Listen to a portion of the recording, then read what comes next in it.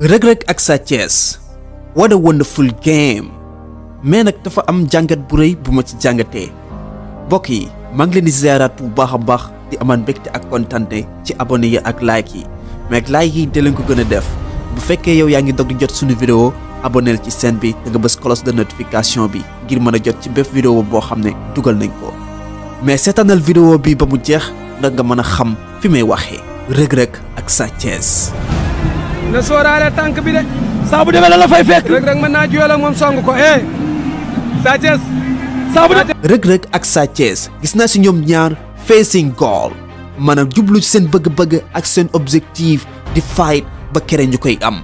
muy kenn ku nekk si ñoom ñaar daloon def ay pexe ngir mën a am ndam ci combat bi loolu nag dama ci jàngatee àdduna bi combat la yaag say moroom boo fi nekkee di yambar yambarlu say moroom raw la gis nga waroo nungu di des ginnaaw mukk da nga war a bokk si ñi nga xam ne dañuy jiitu saa su ne wala ngay jëfandikoo terme bi yàlla baax na yàlla gis na lépp yàlla ba mu baaxee day tey yàlla di aji gis mais yàlla dane jëf leen ma fay leen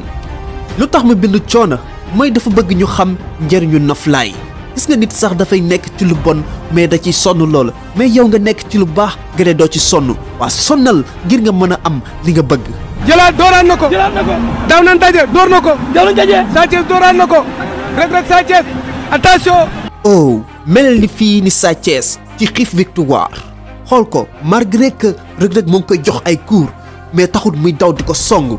àdduna boo fi nekkee da ngay xiif am ndam be hungry of success donte ne yoon bi nga jël bëri na ay xaaxaam bëri na ay ndëgg sërëx mais never give up bul deltu ginnaaw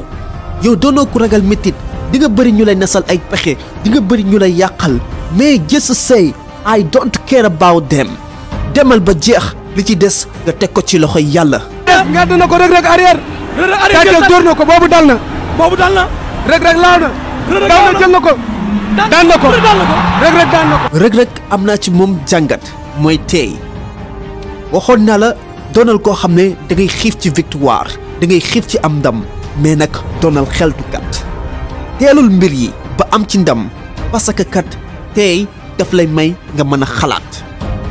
xalaat bu baax a baax ba génn ci yoon bi ngir mën a am li nga xam ne mooy ndam. Sa Thiès bëgg Reug daw na jël na ko fam ko yegg sori na attention fam ko yegg da koy daan Sa Thiès daan na Reug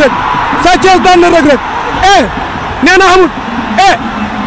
Sa Thiès daan na Reug wala daanu ko daa mel ni kàddaa bi am na wala amul.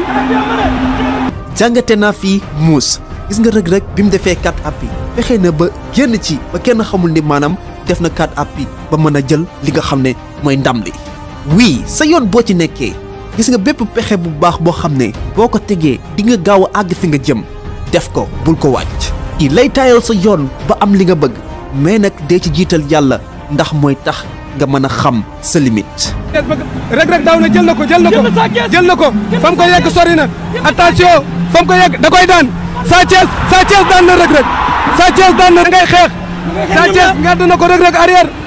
Sa Thiès door na ko boobu dal na Reug laaw na daw na jël na ko daan na ko Reug daan na Sa Thiès ba toog ci combat bi nag li xale yi di wax taq na ban am na ci xanaa kay ngeen wax ma kan moo yeyoo ndam li ci commentaire yi te ngeen abonné te like ba beneen yoon merci beaucoup.